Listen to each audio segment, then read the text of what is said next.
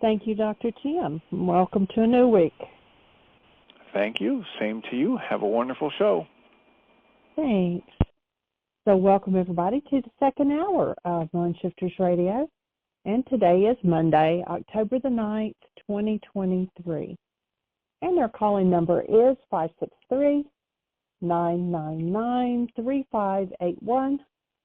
And press 1, and that puts you in the queue to talk to us, and we would love to hear your comments and questions because that makes this your show.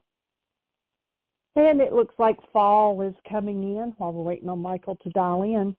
It's like 57 degrees and raining here. Michael's been out working in the garden most of the morning, and I've been writing on my book and getting the gardens ready to close down for the winter.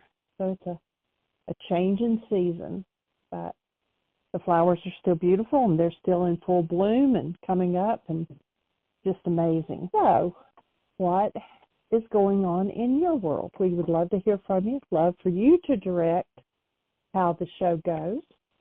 We do have this week, hard to believe it's gone by already, but this coming Thursday is the book club. Michael's participating in that, and I believe that I'm not sure what chapter they're up to, chapter 10 maybe.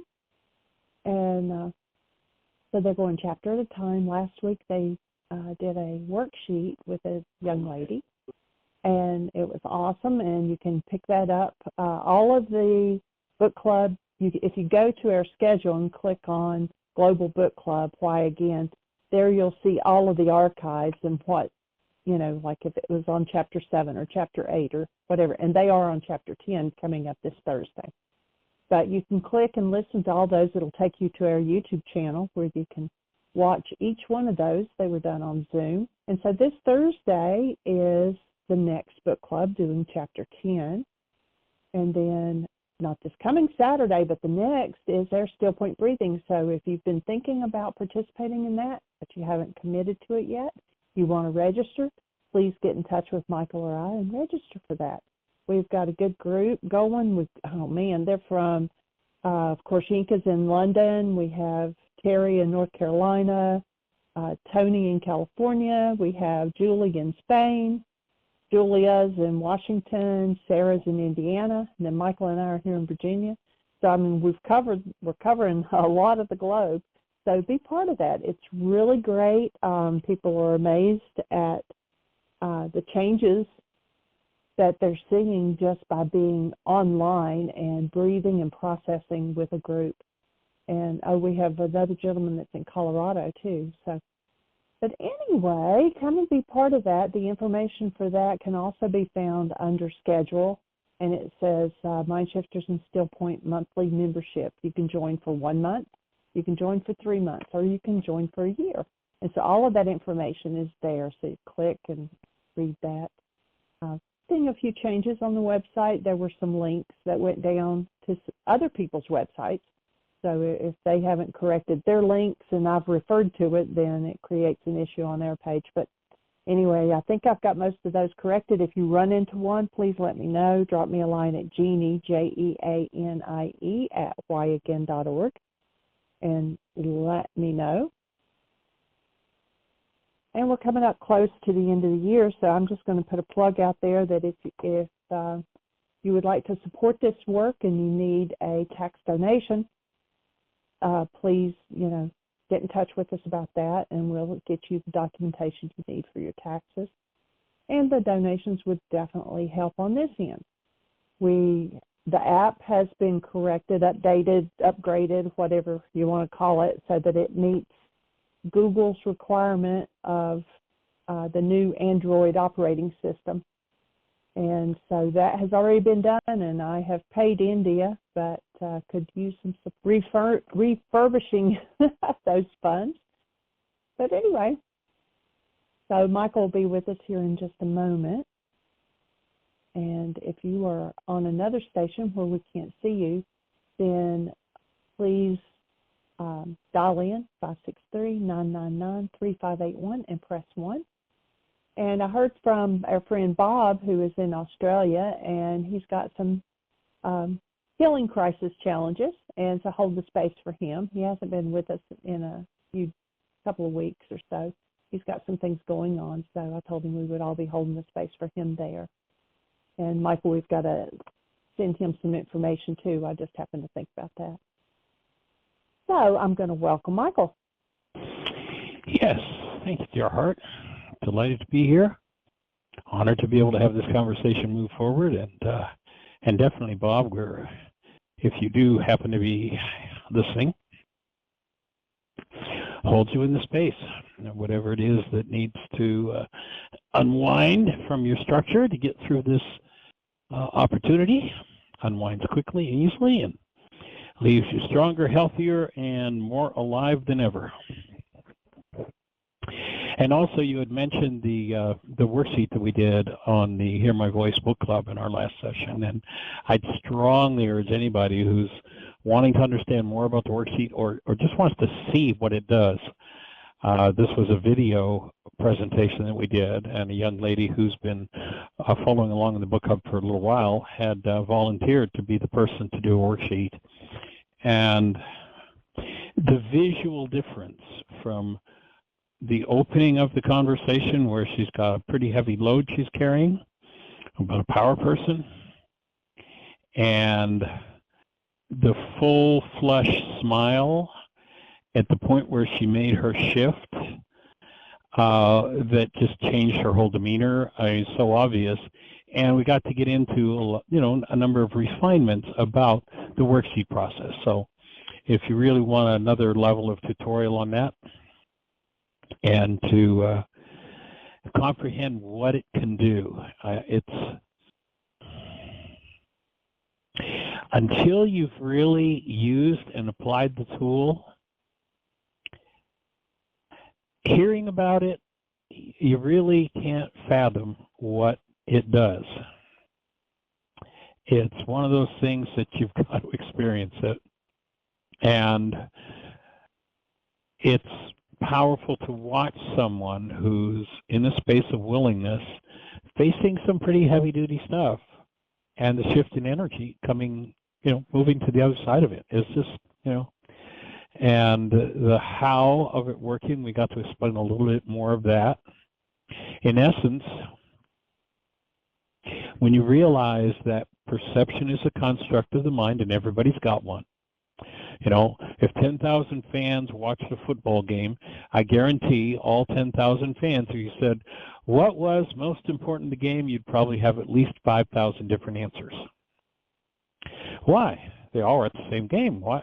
Because everybody's mental construct, their perception, literally the world they see, is individual and unique to them.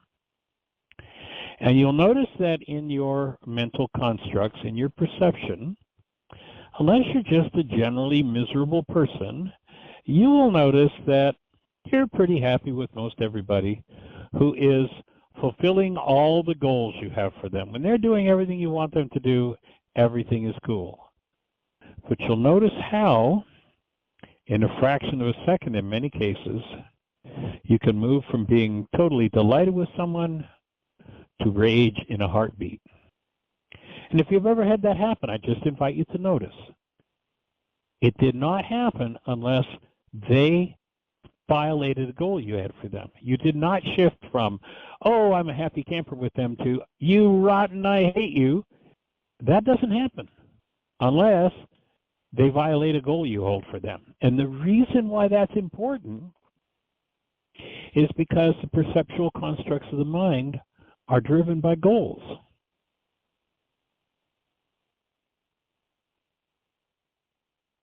The goal you have about a thing determines what you observe. That's almost a paraphrase from Albert Einstein, who says the theory you have about a thing determines what you can observe about it. But there's a whole other level beyond the theory you have about it, and that is the goal you hold for it. And we base that, the understanding of that, there's some pretty powerful Harvard research. It's actually the most quoted research in psychological history. It goes back to the 1950s. And what they showed in the lab, they've got somebody hooked up to electrodes, and they're measuring brain cell firings. And what they came up with is that in a time frame where approximately 10,000 individual units of electrical activity were happening in the brain, a maximum of 9 bits of electrical activity made up the construct of the mind, the perception. The rest of it remained out of sight. So 9 bits out of 10,000 brain cells firing. Now, obviously, if that's accurate, and it's been through the mill and tested, it is accurate. Obviously, something must determine which 9 bits of data your mind uses in order to build your perceptual construct, which includes behavior prompts, feelings, thoughts, etc. Our offering is that what drives perception is goals. And this is why what you do with your goals is at the core of the forgiveness process. Now, you'll notice we're told in this culture a Greek lie, maybe that's unkind. Maybe it's just a Greek misunderstanding, that forgiveness is about how I'm going to let you off the hook for what's happening inside of me. Because my perception's generating something based in pain, I should let you off the hook.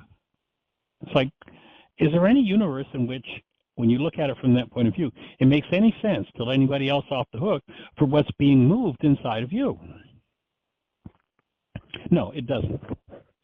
In the Aramaic language, the word forgive is Shabag, or Shabak, and it means to cancel. Now, if my perception is built in pained content that's inside of me, and somebody triggers it into activity, let's say their behavior is really terrible, an evil, nasty, wicked, awful, horrible thing they do, then it is appropriate to take the action that the Greeks suggest, or it can be appropriate, and that is to pardon. So I'm going to let you off the hook for that terrible thing that you did, and if I call that forgiveness, then I'm going to think I've completed my processing. I'm going to think that the forgiveness is done. But actually, when I pardon you, that's all I've done is I've pardoned you. I've let you off the hook. And if my physiology, if my mind, if my emotions are disturbed and I'm experiencing something painful moving inside of me, obviously letting them off the hook for it doesn't change that in me. And what I really want to do, if I want to do something other than live the title of my book, Why Is This Happening to Me Again? I need to learn to change the content of my own mind. And it's the hidden part of my mind that I need to change, not the known part of my mind. In the ancient teachings, the hidden part of the mind was called the heart. You remember they said, take care of the heart, for out of it are the issues in life. Notice they didn't say, take care of the other guy, for out of them are the issues in your life. Take care of the heart. What is the heart? It is the unconscious.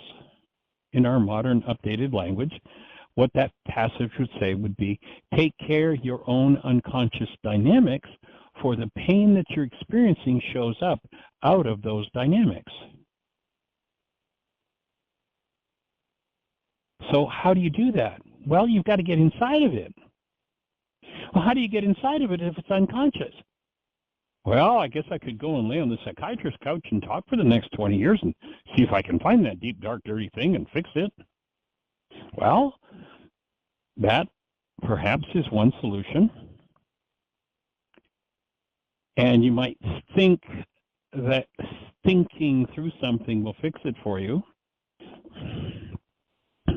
But actually, I love what David Bohm said. He said that most people, when they think, are simply rearranging their prejudices. What you want to do is you want a tool that will help you to access or drop into your own unconscious mind. Now, many people would say, no, I don't want to go in there, like the darkness in there, no thank you. But if you want to heal, that's what you're going to have to do. And that is precisely what was presented 2,000 years ago on how to access the heart or the unconscious. and clean up what is at the core of the issues in your life. And so our invitation is to look at and recognize exactly what forgiveness is, and that is, it's the tool that empowers you to drop into your unconscious mind, make connection with your own unconscious dynamics, and process through them. And in this work, we define processing as accessing anything that's less than love in the space of love. Because when you do that, whatever you've accessed in the space of active present love instantly, automatically dissolves. All you have to, you don't have to figure it out. You don't have to do anything with it. All you have to do is access it in the presence of love, and guess what happens? Bingo, bingo, bingo. Shift, shift, shift. So how do you do that? Well, you look at you identify in any given situation the goal that you hold for the object of attention. It might be yourself in the mirror. It might be your big toe. It might be your greatest enemy. It might be your best friend. It might be your spouse.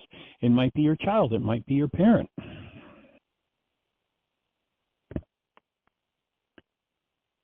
And when you look at the goal you hold for them, and you shabag that goal, you cancel that goal, here's what happens. The perceptual construct of your mind based on that goal collapses. And when it collapses in on itself. And when it collapses in on itself, you have access to the unconscious dynamics in your mind. You have entered into your heart. And when you start to clean that up, everything in your life starts to change. Your physiology, your emotions, your creative process, your relationships, your finances, it impacts absolutely everything.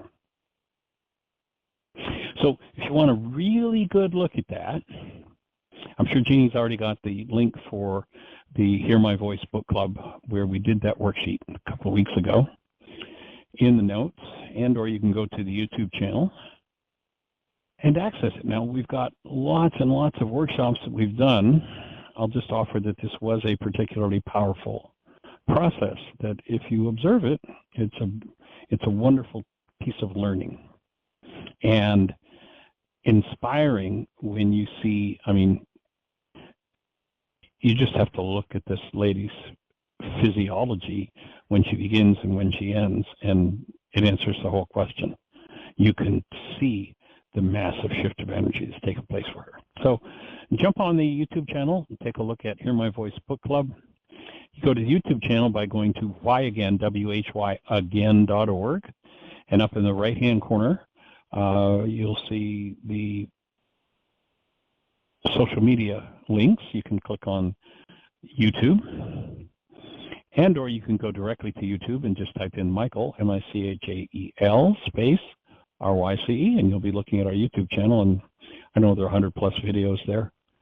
Everything from the full Why Is This Happening to Me Again workshop to several worksheets we've done with people to just a wide variety of things. There's another Hear My Voice book club that's really powerful, where we covered the lesson from A Course in Miracles, What is the World? We did the whole lesson in that particular, and up until we did that just, I guess that's a month or so ago, the only way you could get that was to buy it off of our website, and we decided to go ahead and share it in the Hear My Voice book club, so that's a freebie that's available. Otherwise, it was available by DVD, a $40 DVD or a $20 download. And we have, I don't even know how many videos. You can go to our catalog, and there are 15 or so different video workshops that you can do. They're actually, I don't even know what the prices are, but there's some sale prices on right now, and you can buy a streaming of a 4-hour workshop, 2-hour workshop, and a variety of different things there in any event. So, Miss Jeannie, any thoughts to add to the explanation of forgiveness that you found helpful that might round out what I've shared so far?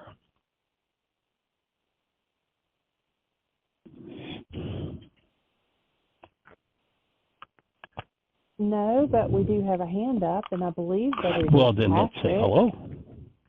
727, you're on the air. Howdy, howdy. Well, Patrick McGann, how do you be, Doc? I'm excellent, thank you. I'm really good. Awesome. I'm happy. Yeah. Well, that's nice to hear. What's exciting in your world? What's on your mind today? Well, two things. One is I was thinking vice versa on one of the things you said, but I keep getting mixed up because I kept trying to reinterpret exactly what you were saying, which is, I think, constructs of the mind. Oh, goals drive the constructs of the mind. And then in vice versa, constructs of the mind is what chooses goals, good and bad. So that was just the thought I had. And then don't hold with that thought. That's a great thought. That's a great thought because most people allow their goals to be formulated by the constructs of the mind, via perception, which means all they're doing is replicating the past. Goals, actually, there's a faculty of the soul, a faculty of being called will, and goals are meant to be sourced from being, not from the mind and not from perception. So that's a really good point. Nice catch. Remembering exactly where it was, but there's a word. When I get it, I'll send it to you or come back on and talk about it again. But it was something to do with just not, it's not even using goals for your day, but I don't know whether it was preferences or something. But it was from Stoicism on YouTube, so I can dig it up there. But it totally changed what you experienced through the day. Oh, it said you have intention, and then you go through the flow of enjoying life towards so-called goal, but don't choose it as a goal. So if you want to have a great day, that was what, and I don't know exactly, I'll go back and study again, but that's the gist of it. Well, you're tapping into some of the laws of living work that we do in that regard, and my take from what you said would be that if you have no goals, well, first of all, you can't have no goals. If you had no goals, you'd die. Goals are right at the core of life. But if you didn't frame any goals for the day and make commitments to them, there'd be a problem in that you'd never get anything done. You know, everything that you do, all behavior is based in goals.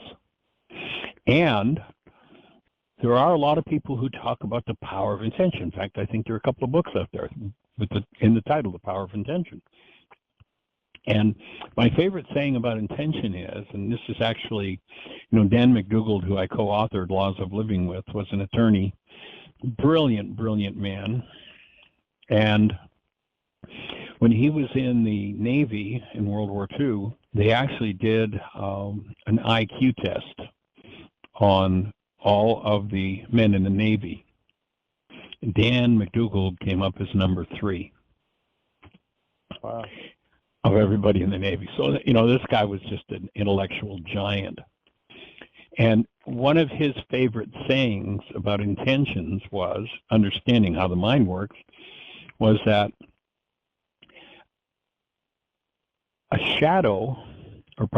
an intention can no more cause a behavior than a shadow can carry a stone.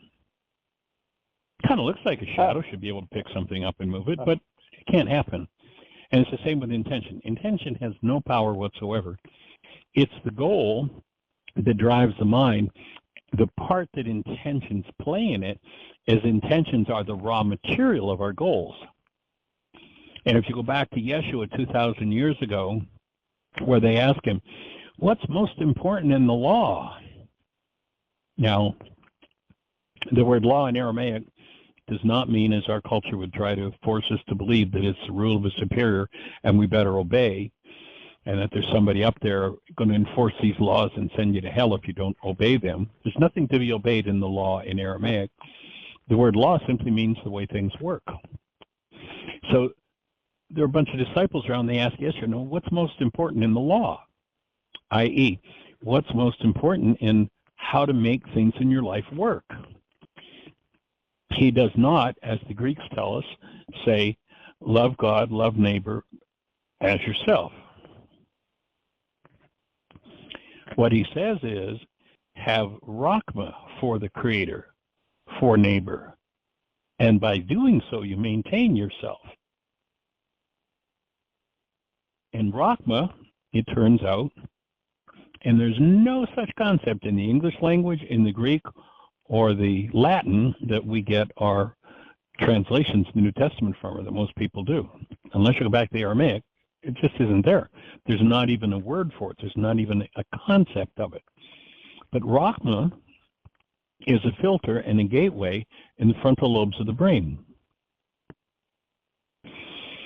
It's a gateway for love, human life, to enter this human form. The other two filters over the frontal lobes of the brain, over intentions, are fear and hostility. If fear and hostility become active, only one of those filters can be active at a time. So if either fear or hostility become active, Rachma is lost, and therefore the presence of love is lost. That's why, let's go into a courtroom and, imagine we've got the most loving person in the world on the witness stand, and the opposing attorney gets up to ask questions. What's he going to try to do? He's going to try to trigger this person into some form of hostility or fear. Because when he goes into hostility or fear, the presence of love, which is the presence of intelligence as well, is gone, and now this person is either going to turn negative or destructive. And they've got that witness right where they want them. So when Yeshua says Rachma, he's saying you keep this gateway open and you get to stay connected to your human life, to love. And its second purpose is that it's a filter over intentions. And as a filter, it allows only intentions keyed to love come available as the building blocks for your goals, which drive your behaviors. So Rachma was the most important thing in the law, i.e. in how to live a human life. Your intentions are on track with love. The alternative, if it's either hostility or fear, they're going to be either negative or destructive intentions, and therefore the goals are going to be based in negativity and destructive energy, or the goals are going to be based in love. And so if we keep this filter, Rachma, open, we stay in touch with our human lives, and our mind stays on track with love. Our intentions are now based in love, not that they have any power, but they're the building blocks, they're the raw materials. And so when you've got that, then the flow of information into behavior then is all based in love, and everything is transformed from the old hostility and fear-based game that most people live in. Yay. Am I still on? Maintain Rachma. You're here, loud and clear, sir. Okay. So I'd like to add in some of my journey experiences in my language in case it might touch somebody in their language, and also so you can do corrections on it. But before you do Please that, do. I'd like to go to a certain... Okay, so first, as we all know, I always hated the worksheets. Why? Because it brings me into having to face my pain, and then my pain's up, right? So I developed a lot of little shortcuts and different ideas. So one, I'm laughing now. So one is to avoid? to realize, no, not at all. My laughter is, I'll explain it now. So we're creators, know ye not that you're gods, meaning creators, not the creator, but yes, made in the image of God, we are creators. And so we're, in my opinion, just learn how to do it right, how to do it better. Not right, but because there's judgment in that, right and wrong, good, bad. But anyway, heading for a more, something better. So we're growing. So in that, when I screw up, and I'm especially driving down the road and I'm looking at what I did and where I screwed up, instead of feeling guilty, which the whole thing was, one of the promises that was supposed to be shown with Jesus was no more guilt, But we all do it. It's a construct of the mind. We've got it in there, and we all feel bad about what we do, and then we're self-punishing. So I drive down the road, and I think about what I did, stupid, and I laugh at myself. And it cracks up the construct to a high degree and brings always a smile at the end of it. And, I just say, some of the stuff you do is a joke. Now, if it bothered anybody, hurt anybody, then I also do make amends and correct, let them know that I have corrected my behavior, my thought processes underneath get corrected before I talk to them. So then I'm going to go to the thought processes. So I have different names for the thought processes. One was from a long time ago, the human biocomputer system in the 70s I read. So I looked at the programs in the unconscious mind as being programs. I call them programs. Now my wife channeled a lot of information from a Melchizedek who is not the one in the Bible, but he has some pretty high information. So within her channeled information teachings, they call it belief systems. What are your belief systems? So as you believe, you receive. So we project it out because it's inside us and we get to experience it, etc. Now, what do? You have a belief system, and that particular methodology, which I use everything off and on, but first would be that you bring it up as it is. So, and other spiritual teachers I agree with, don't bring it up at somebody, okay? So my mind's got a program in it of the blame game, which is everybody's got that. That's how we grew up. We learn the language of the blame game, transfer. But since it's come from inside me, it's me that's got the problem no matter what. I'm going to resolve it inside myself. And if I have some anger that's brought to the surface, I bring it up without the guilt of trying to suppress the words and the program as it is. I bring it up as it is. But try not to feel guilty about it. Sometimes I do, right then when I'm bringing it up. Then I either do the forgiveness work as you put it out, or I may do the Rosicrucian way, because I really believe it's just a belief system, a viewpoint, and that somebody else is holding the opposite to be true. So there's always, just like Patricia looks at it like what do you call those disco ball gloves that were all disco balls, that all those little mirrors are just out light, whatever they anyway. So you could go to the opposite side of that ball and get the opposite viewpoint. And debate, in high school, people that were debating and really believed what they were saying vehemently. And then they had to change sides and go study the other thing. When they had done it, then I've never seen anybody didn't believe the other side start fighting for that one.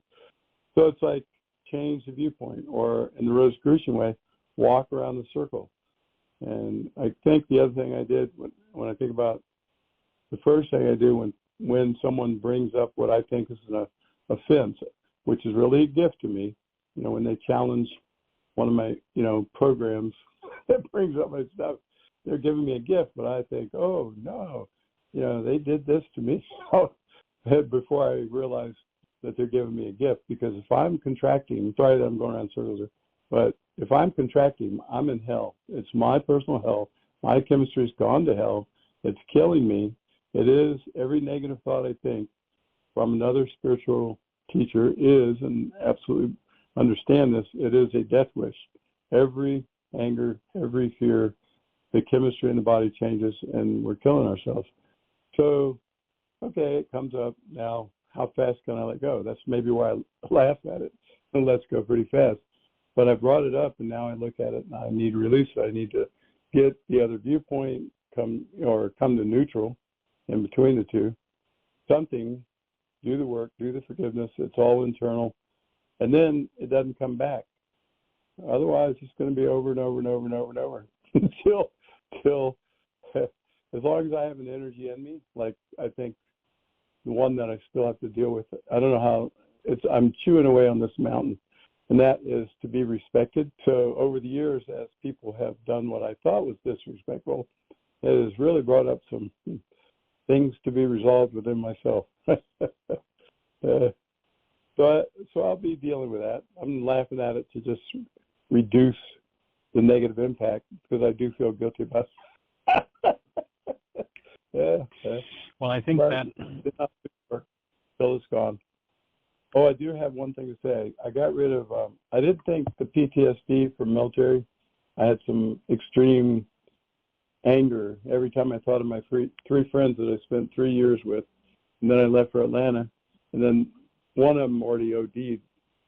And that got me. You know, it's like I lived with him, took care of him, cooked food for him, did the plants, moved him around his pool because he was paraplegic and he couldn't, you know, do anything. Like, so to make a difference in his life, change the views for him. So it wouldn't be the same. And then my other two friends, when I went to Atlanta, both of them blew themselves away. And that was, it's like now, as you can hear my voice tones, I'm not extremely contracting, and I can't believe lost how in it, different right? Yeah, well, lost in it and angry. You can't believe how vehement I was against military and against war and against everything. And I'm sitting there killing myself with this anger, and I released all three of them to the point when I think about them. Steve, my little buddy from high school, it's just like he's alive, and it's like there's no charge, there's no negativity, and I'm free. I can breathe, and I can smile, and I can just enjoy that I had the time with him, and he was such a phenomenal guy, and I got to spend the time with him. So same thing for my other brother that did himself in, but, you know, so big difference. So that was a long one. So I'm working away to get rid of that stuff. And also on the military, since I do believe in multiple lives, and I've seen it even with people, I think, different guys this life that were killers, like, what was Patrick down, you know, it's like Patrick that lived out at your center was originally somebody that was going to be put away because he was sneaking out the perimeter, which is almost impossible because he was good. And then he'd get back in, but he'd be covered with blood and not even know what he did. So they were going to put him away. Went to your place, healed phenomenally to when he went out in the woods. And I wish I had that. No mosquitoes, no ticks. In Tick City, he didn't get ticks because he was so clear and so pure for a while. And then he became a healer. And I see the same thing. It's like everything I ever learned in martial arts can be modified in the way I move my arms, hands, and it heals people. By the way I touch them and the way I push them, I just modify it all. But the power of, you know, that's in that art is there, but the anger and the hate and all that junk ain't there. It's like, so I use it for healing. And I've seen quite a few military people this lifetime become healers. And I know this, that I made this one up when it was bothering me before I got some release by actually completing the forgiveness. I would say, I just lost my thought. Okay, your turn. Well, I was going to say that another direction to take your worksheets in around this idea of being honored or respected. And then you stepped right into how you had friends who killed themselves. Right. And that being honored and respected ties into survival. So some worksheets around survival might be useful to get to another corner of your mind that is tied into this whole issue for you. Another little piece of the puzzle. Yeah, I just saw the pavement in front of me. Thank you for the path that I'm taking on that specific. And it had to, what it came up was right now, and I'll deal with it later, is that when we were in the field, during the Vietnam era. I was in Korea and I was in DMZ, which wasn't well known, but for example, 3 men in my outfit volunteered to go back to Vietnam to get out of my outfit. And a lot of fun going on out there in the DMZ. Not a lot of good. But where we didn't get respected is, what's it called? Army intelligence. We always laugh at that. That's a backwards thing. So Army intelligence. An oxymoron. Yeah, it's an oxymoron. Thank you. They would tell us how to set up a patrol, where to go, and it was always wrong, always. And they didn't listen to us. So now you hear my charge coming up. Okay. So they put us at risk constantly. Good, let's go for it. And it's the same thing over, and it was worse in Vietnam by a long shot compared to the damage done in Korea. But, you know, it's like, wow, okay, bring it up. So it's like that still holds, and some other things happen. Some of my PTSDs, like being tortured by officer candidates who are supposed to, where I won a war game. Like that one progressed a long way. So I want to give a progress report, and then I'll work on that one later. But progress report, that one, it's like being very upset. I was not able to, so that's a portion of not trusting anybody in charge and always being charged by anybody in a company or anybody in charge of anything making a mistake and not listening, because they don't listen to the people in the field. They don't take the information. So like the information I had on the patrols was simple. North Koreans are coming down the ridge line of the mountains, and they run below the top where you could see them. They're just below it, and that's how they get from North Korea to our area fast. And what are we doing down in the valley below, which is the high ground is always, you know, we're mincemeat if we're down there. It's like, what do you do? Why are we down here?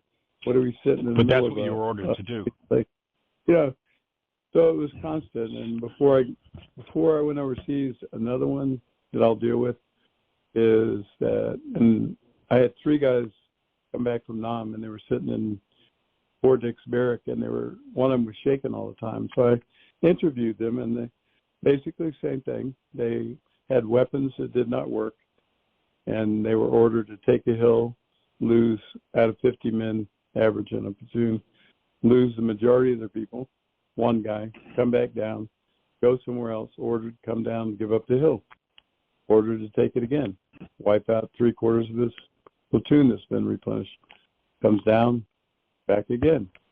So it's like, why they give up the hill? It's like, what kind of crazy is going on? And everybody I know from Vietnam knew that, you know, like 20% to a third of your people got killed from friendly fire by mistakes. That one I'm not too upset with, because everybody's making mistakes, but war shouldn't be there anyway, in my opinion. We all ought to be working together because we're all one body. So my offering would be that this worksheet that's going to help to clear this dynamic out is going to look like, you know, in number 1C, the goal is going to be for your military higher-ups to be intelligent. And forgiveness is going to look like canceling that goal. All right. Thank you. Okay. That's where the healing there. Good. Get that breath, that little breath. That's where it starts to open. And that's where the underlying energy process is. Rush. My whole body got a tingly rush. Thank you. Yeah. Nice. All right. It seems so counterintuitive. It seems so counterintuitive to cancel a perfectly reasonable, logical, sensible goal. But when you understand how the mind works, it's the canceling of the goal that allows the perceptual construct to be collapsed so that we can get into that hidden part of the mind where the trauma is stored and clean it out. It doesn't mean that I won't go back at the end of the worksheet and reestablish that goal, but I cancel it, at least temporarily, to get to that part of my mind that needs healing. I just had a thought I'd like to share. as soon as you said cancel the goal, well, the goals, these particular goals are built on survival, right? Therefore, who wants to give up their survival? So they really need to know God-given gift. It just goes haywire. So to unhaywire it, you need, and to face it, and to give up the goal so you can breathe and see clearly and redo things, need to know that you can bring it back if you want. You don't have to throw it away. You can modify it whatever you want. It's an important step. But you're certainly taking the risk and getting the benefit. It's certainly worth it. Knowing you can go back and get it if you need it will help out, I think. Right. I would like to say the canceling of the goal. The canceling of the goal does not need to be a permanent condition. It just means that right here, right now, I'm willing to cancel this as a tool for collapsing what my mind is showing me, and when that part of my mind collapses, you know, I like to use a visual for people to get what that really means. And everybody watched the 9/11 towers go down and fall in their own footprint. If you imagine your perception comes out of a footprint within your unconscious, something hidden in the mind, the heart, take care of the heart, for out of it are the issues in life. If you recognize that, then when you cancel the goal that drives this particular unconscious data into activity, when you cancel that goal, that collapses just like the 9/11 towers did into its own footprint, and you now have access directly to the unconscious data. And when you do that in the presence of love, that's where dissolution, that's where the healing takes place. Go back and reestablish the goal again. Perfect. If you find, and you know, people say, well, why would I cancel a perfectly good goal? I mean, I need that. I want that. It's like, I got it. But have you noticed that every time you load that goal, your mind goes into trauma, pain, and upset?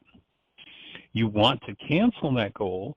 As long as there's any trauma, pain, or upset in your mind, to clear that out, then go set the goal, and you'll just produce the result rather than have all this unconscious trauma going on.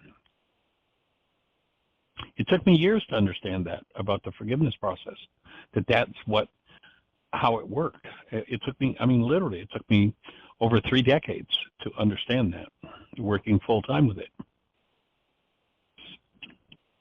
You know, I don't let go of this perfectly good goal because I don't want it. Certainly I want it. Okay. I maybe even think I need it. My life may be desperate for it, but I'm going to cancel it because I've noticed that every time I put it in my mind goes into disturbance and upset. And I want to go inside and clean up my disturbance and upset, my unconscious. Yeah. So that when I put it in, I have clarity. I want to share 2 more things in my path that have assisted greatly. One was one of the things I studied was flower essences, which have no smell. And so the easiest representation is Bach flowers, which are available in most all health food stores.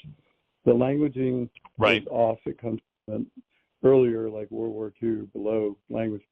So, but the spectrum of what those flower essences will handle is much wider than 1940 languaging or so.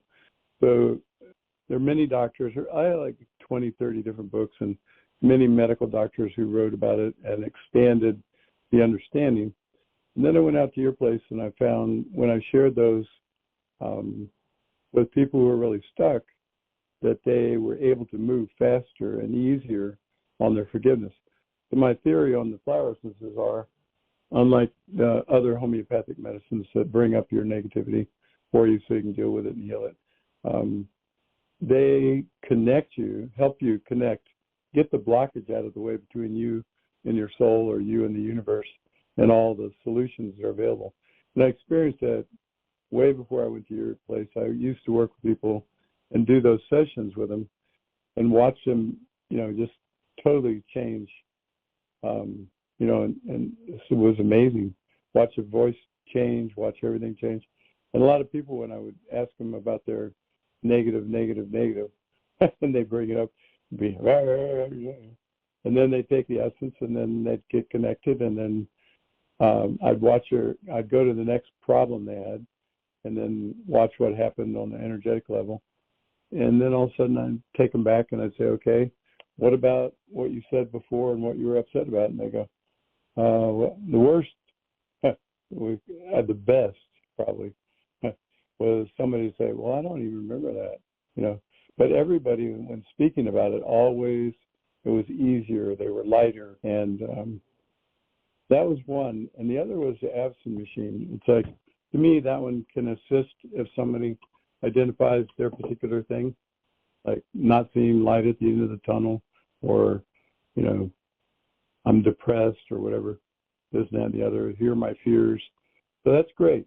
And now, but that did not clean up the amount that solidified into my body from all my angers.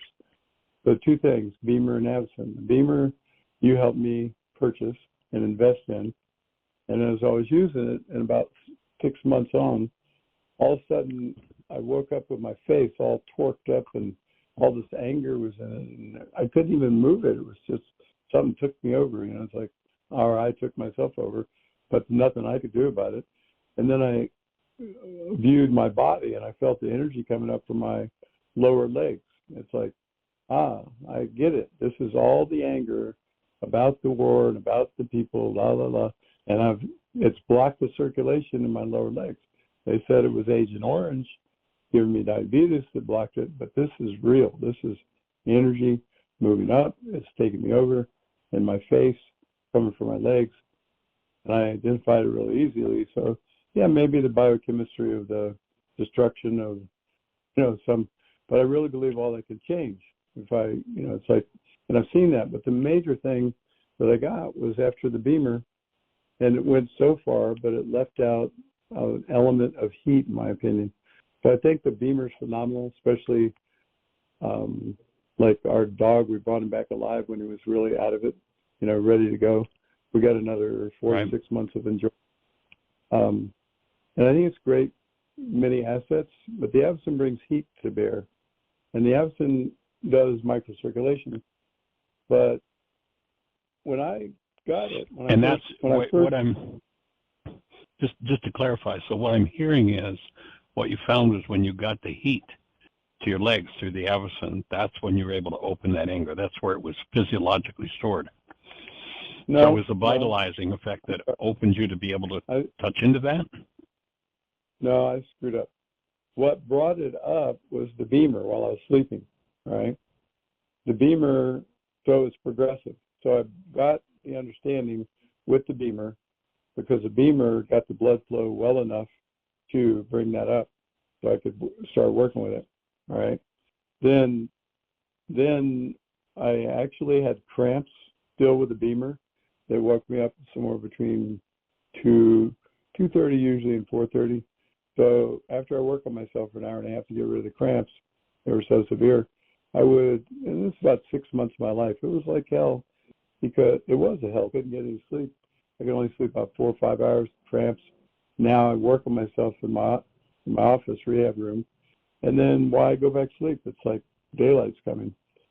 So then a friend brought this machine over, and luckily I had no placebo effect, no knowledge of what it is. Put my hand in it. It was a Beamer, not the Beamer, I'm sorry. It was the Avson. I put my hand in it, heated my body up, internally heated my blood up. I had no idea. I just knew I had a warm hand. I had one possible placebo, was I was enjoying the company of the man next to me in conversation. So positivity was there at least. But when I got up, I felt like I was Mr. Gumby Goo. All the constructs of my muscles, which have to do with the patterns of energy and thought and emotion, let go. And they were just like, relax, let go. Who am I? I was like, so I went to I didn't have any shoes on, so I went and got some shoes on. And then I felt like, oh my, what is that? My feet irritating me. I looked down at my feet and I said, oh my God, it's heat. I haven't had heat 20 years or so. You know, I don't know how long it was, but what I said was to myself, you mean feeling warmth there? 20 years, but I haven't had any warmth down there. All I have is cramps and pain. Also, I forgot to say this, I had extreme neuropathic pain at about 2.5 hours work every day around the house. I'd have to come in lay back in an easy chair and get my feet up higher in my heart to drain out the pressure and get the pressure off the nerves that were, like the theory would be the myelin sheaths were burned off, so they were raw nerves. And that's where I started, 2.5 hours, that's it. Now, 20 minutes later, you can breathe again, but you can't work anymore today. You just got to take it easy so you can at least get around, because that was, you can't do any more walking around strongly. Once I started, so I'm still not clear. Okay, so I'm go still ahead. not clear. So what I think I'm hearing is you were saying that your feet were always cold, and when you got the heat from the Avicen, that shifted all of that. That shifted it. And then the second thing that happened was, since I had the neuropathic pain, the heat right away, right? That was the first experience. So then the machine that one time, and I found that all the neuropathic pain for 3 days went away. All the cramps went away for 3 days. And at 3.5 days, all of a sudden in the middle of the day, my whole body starts feeling like, oh my gosh. And I said, oh, I didn't know I canceled this much pain. But the pain's coming back. The tendency for the cramps was coming back. Not yet. Didn't get a full cramp that night. But all the neuropathic pain was starting to come back. I said, I got really mad. Brought up my anger. I said, darn it, I got to buy that machine because it only lasts 3.5 days for my body. So I bought a machine, and by using it, I used it more than twice a week, but that pain never was there again at the 2.5 hour mark. And then you came by one time when a hurricane was coming, and I think I worked 11 hours. That was only not long, half a year after we had the machine, or I had one. But I had normal foot pain, but I didn't have any hellfire, debilitating, can't breathe pain anymore. Now, at 8 months, I started loaning my private machine out to people to try, because I had no more neuropathy at all, and I don't now.